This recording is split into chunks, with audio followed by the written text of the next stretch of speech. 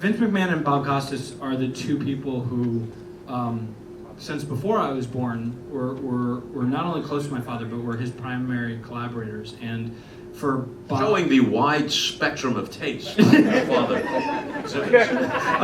to have Bob and Vince in the same film talking about it was, anyone who was on my crew knows that I was close to deathbed when I was sitting through the interviews with them because I was so nervous. But at their core, the only thing that Vince and my father care about is storytelling. I mean, if you watch Sunday Night Football or you watch the Olympics, like my dad's babies,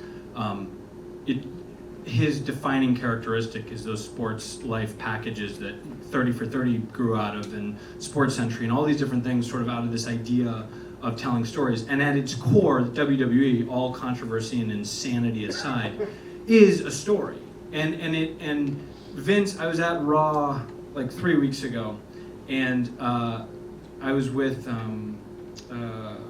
Chris Jericho, who was doing a piece, and he had written the whole script, and he was doing the whole thing, and everything was going forward, and he left the room and came back, and Vince, who is running a $1 billion business, is giving him script notes on the story because 3 episodes later this thing's going to happen that he wants to happen. And that level of detail and storytelling is something that I think, first of all, is completely uncommon in executives that I've worked with in most areas. And so to see two guys like that and passion about that would be what I don't know what you'd say. I would agree with that. And your dad bases so much on relationships. Yes, it's a business, and yes, there's money involved, but the relationships, be it with David Stern or with Paul Tagliabue and later Roger Goodell, and he had a falling out with Bud Selig, but then they patched it back up. And I remember I was doing a World Series game, and we were about to lose the package. It was a 1-year deal, and it happened when the strike took place in '94, and the World Series didn't happen. And the '95 World Series was split between ABC and NBC. I'd do game 1, and Al would do game 2, and it was just crazy, and it was going to run out. And Dick, your dad, had been pacing the halls, taking Bud Selig's name in vain. And I looked down, and I saw him sitting next to Bud, alongside the first base dugout in Cleveland.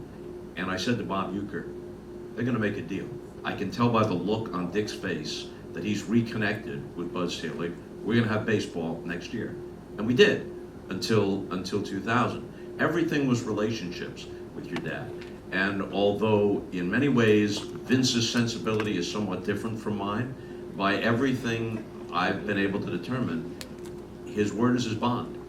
You don't need a contract. A handshake is good enough. Your dad is like that too, so I think they had that in common. There's a really, in the small sphere of the WWE and my dad, there's a famous story. When Vince and my father created Saturday Night Main Event, they tried to negotiate a contract among the lawyers. And eventually, they got on the phone with each other directly, no lawyers, and said, this is insane. It's a 50-50 deal. Let's shake hands. Don't worry about it. So my dad does the show for 4 or 5 years, and then he goes to do the NBC thing. And he's at NBC for about 3 years, and one day he goes to the mailbox, and he opens up the mailbox, and there's a very large check with his name on it from Vince.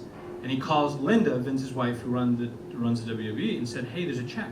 And she said, yeah, Vince and I, we owed you the money. And my dad said, what are you talking about? And he goes, well, we sold Saturday Night Main Event hats in India, and this is your royalty from it.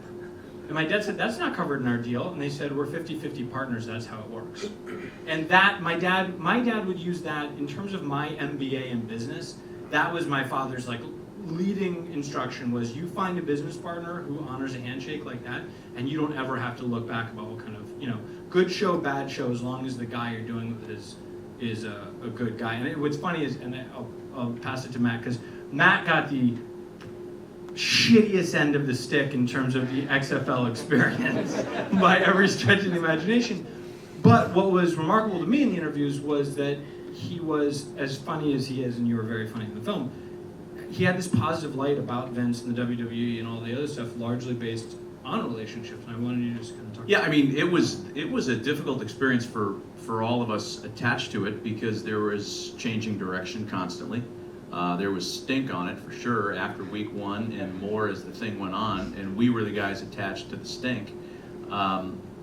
But just to follow up, and I was thinking about this as Bob was talking about the relationship end of working with Dick.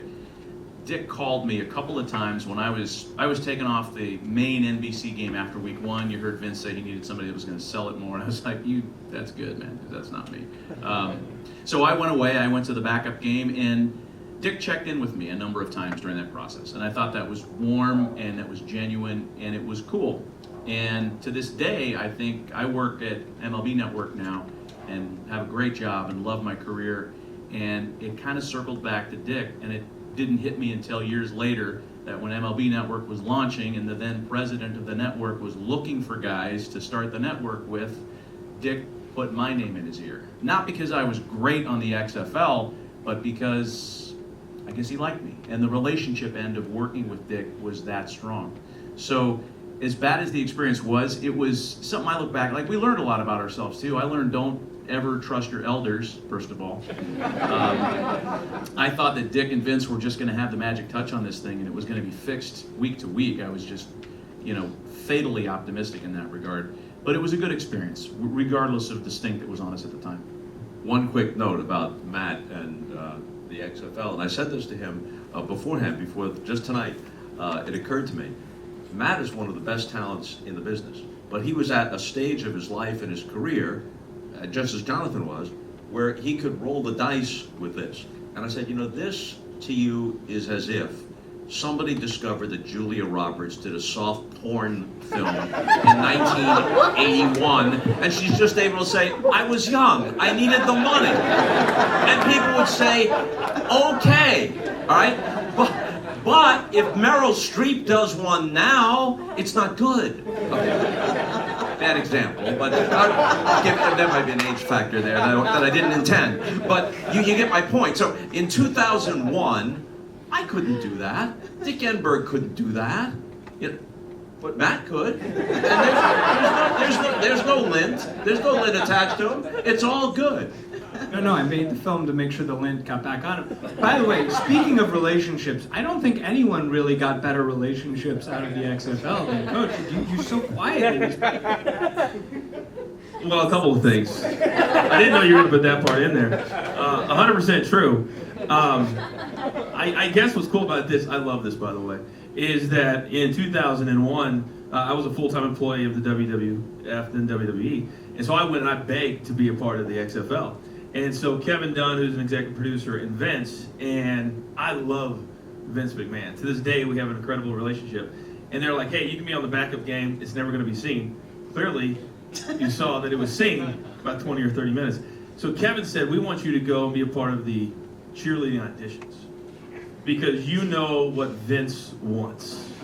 So we don't necessarily trust everybody that's coming from the other side, but we trust you. So I said, hey, I can be a part of the cheerleading audition. So when I got to Orlando and you saw the young lady that I kissed, thanks for putting that in there by the way, and I dated her for a year. I actually did, true story. But at the end of the day, to your point, you're dead on about Vince because I was there, I worked for him for 10 years and I've been gone now at ESPN. I'm in my 9th year and we've been doing now wrestling content for the last 13 months. In a very non-character driven way. And there's no contracts, there's no lawyers. People wrote an article a year ago and they said, who's paying who? ESPN or Vince paying ESPN? There are no contracts. And there never has been, there doesn't have to be, because Vince is a handshake guy. This is a true story. When I was leaving and I agreed to go to ESPN, I still had 4 months left of my contract. And I got called in because they found out I was going to ESPN. And they said, are you going? And I said, yes, I'm leaving after 10 years. And I loved working for Vince. And they said, we're pulling you off the air. And I said, why? And they said, well, isn't your first child being born? I said, yeah, in 2 months. And they're like, well, just stay home and be with your wife and be a part of that. If we need you, we'll call you. Well, they didn't call me until after my daughter had been born. And they said, hey, we need you to come to the office to do some work.